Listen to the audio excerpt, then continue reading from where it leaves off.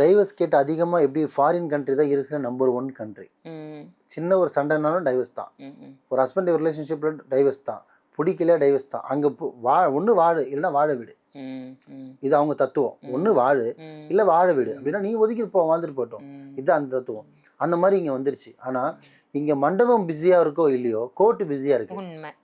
கோவிலில் தாலி கட்டுறது பிஸியாக இருக்கோ இல்லையோ, ஒரு கோர்ட் வாசல் இங்கே எத்தனை கோர்ட் இருக்கோ, ஹைகோர்ட்டில், சுப்ரீம் கோர்ட்லேருந்து, லோக்கல் கோர்ட்லேருந்து எல்லா கோர்ட்டும் பிஸியாக இருக்குது.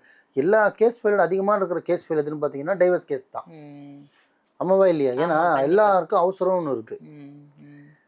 அவசரம், இந்த லவ் மேரேஜ், அஃபேர், அது இதுன்ட்டு எதனாலும் போய் லாக் ஆகிட்டு ஒன்றுமே இல்லாமல் செதஞ்சு உனிமேலே நின்றுடுறாங்க.